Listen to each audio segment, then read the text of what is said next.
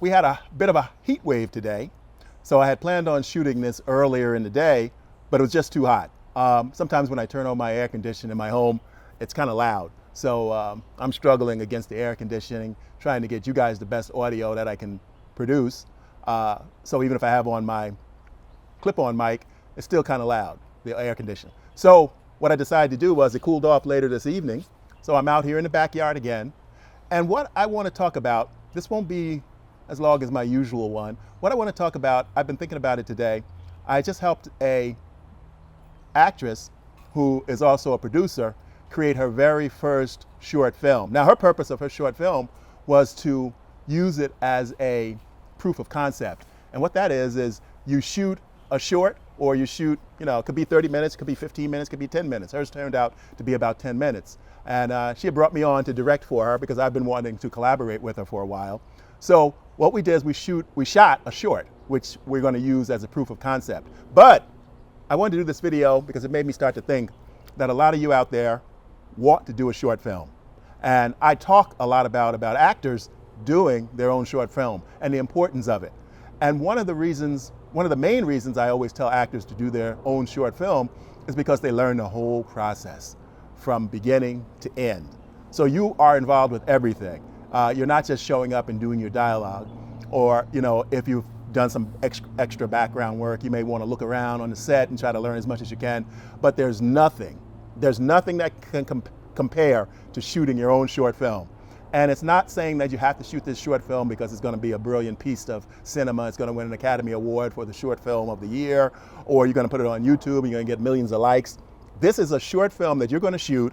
You're going to show it to the people who work with you and help you out, but you don't have to show it to any more people than that. It's a short film where you learn about the whole process.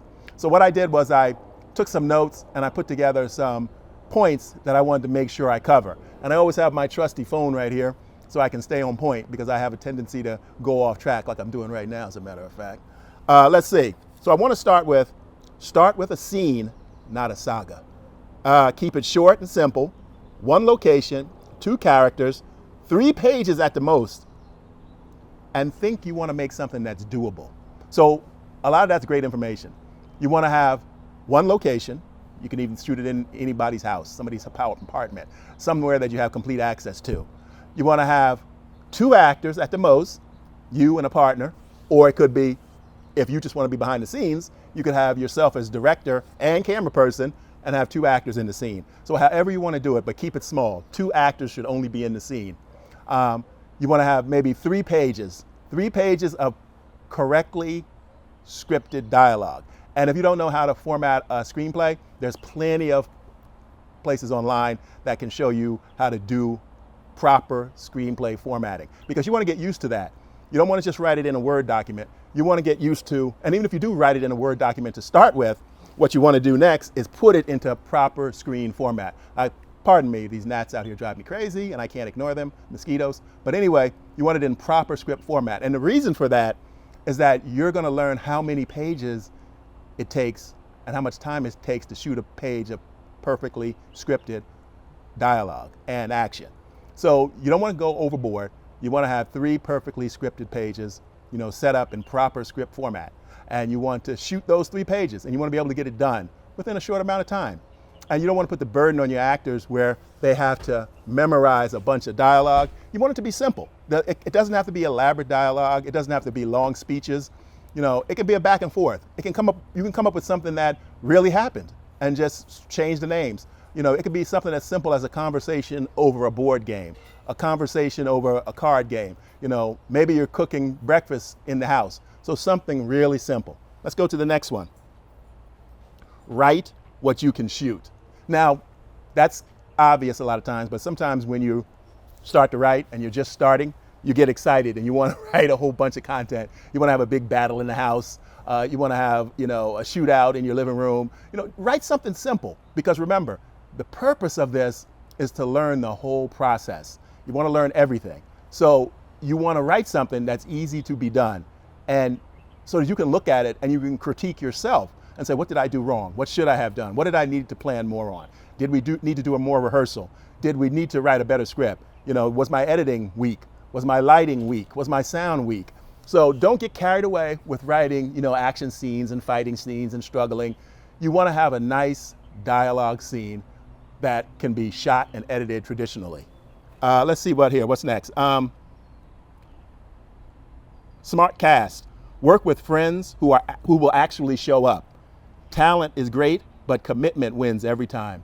You want to get people who are going to show up and going to stay. If you say we're going to do this in 3 hours, we're going to do this in 4 hours, you want people that can make that commitment and not halfway through say, oh, I forgot to tell you I got to go to work. Oh, I forgot to tell you I got to go pick up my kids from school. Or I got to do this, I got to do that. You want to make sure that these people you're working with to do this one day, maybe 3 hour, 4 hour shoot, are going to commit to that time and going to stay in a location with you and going to be interested and going to work.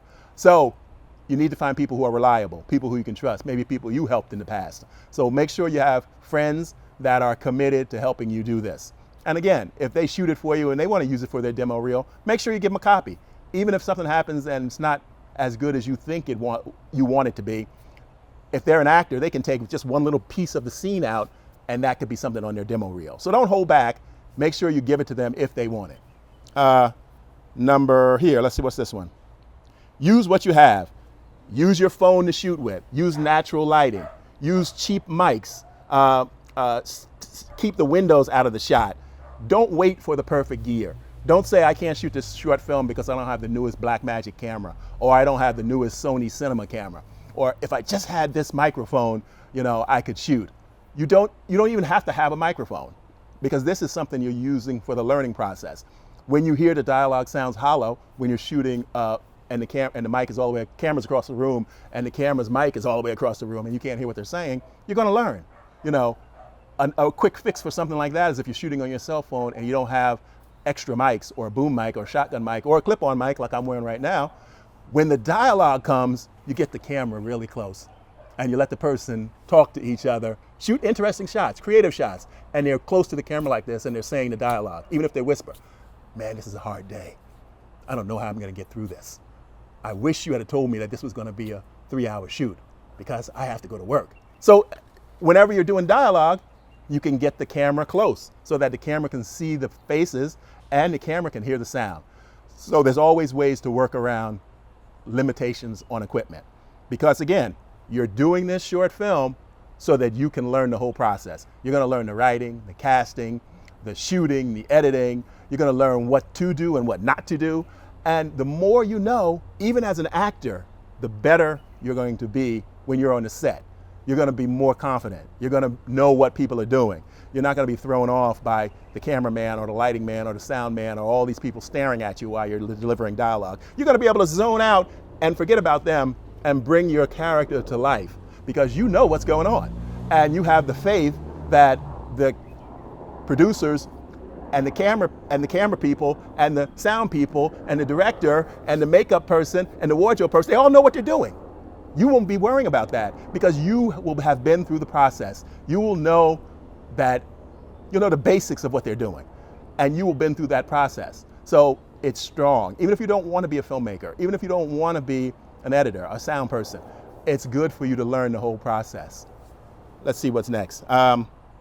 Rehearse. If you have time and before you start shooting, I would say do a rehearsal. And just don't worry about the action. Just do a rehearsal for the dialogue.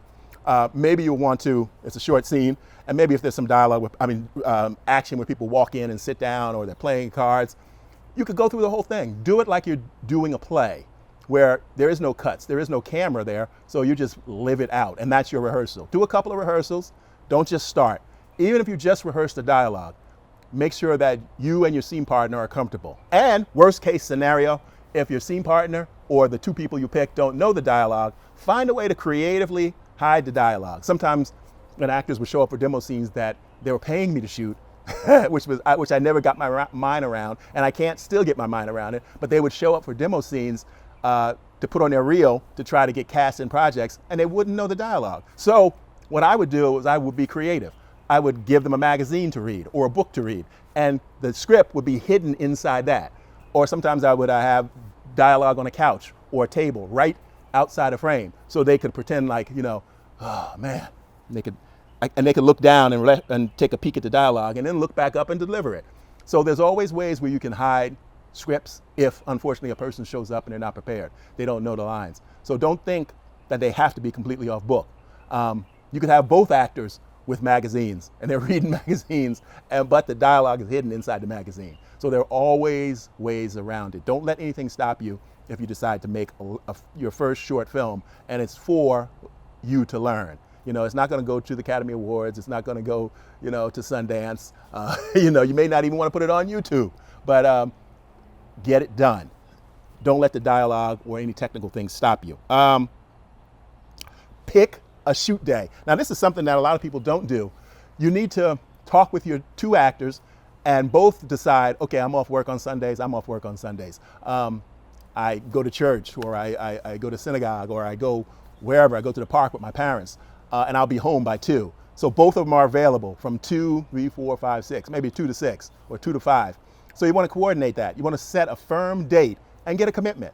And again, you're going to be working with people who you can trust, who are not going to stand you up when the time comes, and have some meals for them. Have a simple Subway or pizza or something like that, so you can have a meal break and have some sodas and snacks. You don't have to go overboard. Just some cheap little sodas, snacks, a couple pieces of fruit for them, and because it's a small crew. It's only you.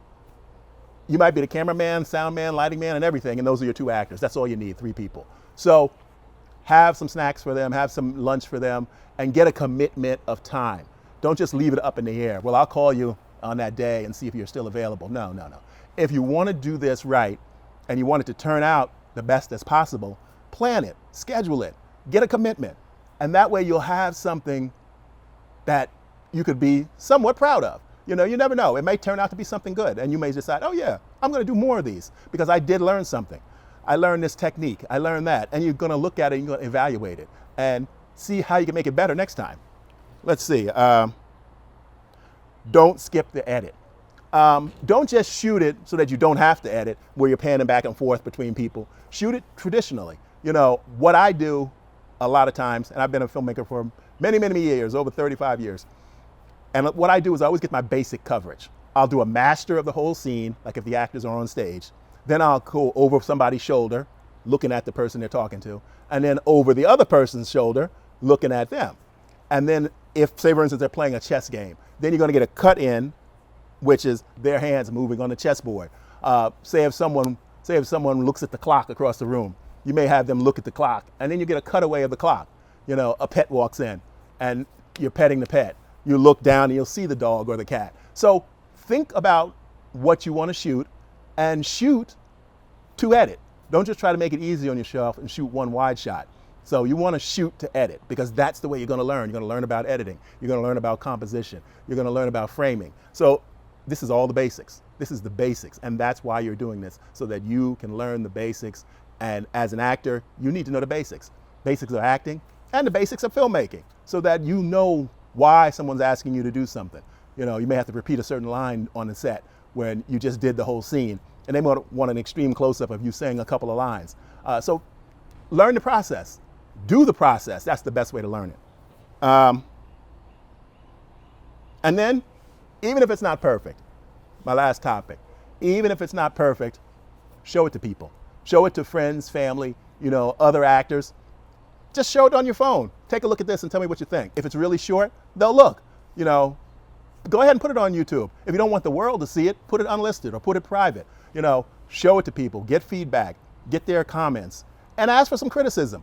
You need to learn how to take criticism, especially if you want to be an actor. You're going to get criticism. You're going to get rejection. You're going to get comments that you don't like. So you need to learn to have a thick skin and to avoid and to ignore the naysayers and the trolls and that kind of thing, because you're not going to let them control your life. You're not going to let them control what you want to do. If acting is something you want to get into, you're going to have a lot of people. You're going to have family members, friends. You're going to have relatives. You're going to have a lot of people telling you, go to school, go to college, get a solid degree, and get a job. I can get you a job in my cousin's factory, or my father owns this business and you could be a junior assistant. If this career is something that you want to do, and take this from an old guy, if this career is something you want to do, then follow it. What is that they say? You only live once. If this is something you really want to do, commit to it. But I'm not saying just to jump in. Get training. This is what this video is about. Getting training on creating short films, because you'll know that whole process. And that's part of an actor's training. He needs to know that also. You don't just study just the acting element. You want to know the whole ball of wax, as they say, that goes into being in this business. Because you never know, you might find some element of this business that you like better than acting. But if you're going to pursue this, pursue it smart. Study, take classes, read books. There's so many books out there. I know young people don't really read books anymore, but that's another video I've been planning on doing. I have an extensive library of acting books that I built up over the years, and a lot of them are out of print. And a lot of those out of print ones are dirt cheap on Amazon, and they have great information.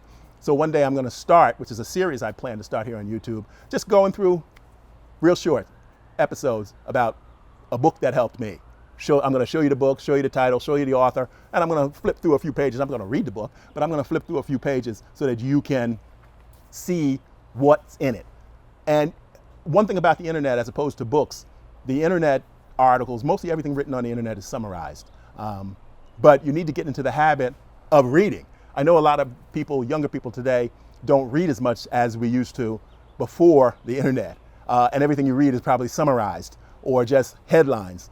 But if you want to be an actor, you're going to be given scripts with dialogue. And a lot of times the filmmaker, especially if it's on a higher level, and that's where you hope to get to if this is a career you want to be in, they're going to want you to read the novel that the script is taken from. Or they're going to want you to read the short story that the script is taken from. So get into the habit of reading. Keep that habit. Don't lose it. Don't throw reading away because I can get everything summarized on the internet. I'm not saying you can't take ChatGPT and get a summary of something so you know what it is before you read it, if it's a classic book or a classic novel or something like that. But read the long form. Read it for yourself. Learn as much as you can and be prepared. Take this as a serious career if this is something you're choosing. If you choose to pursue the career of acting, take it seriously and learn. Become better than the next person who is not going to take that time and read any books on acting, who's not going to take the time to do any study on his own, who's not going to take the time to shoot what I'm saying right now, a short film with their friends, so they can learn what the whole process is. They can learn how to be better, how to make things better. That's what you want to do if you want to really make it in this business. Thanks a lot. I'll see you on the next one.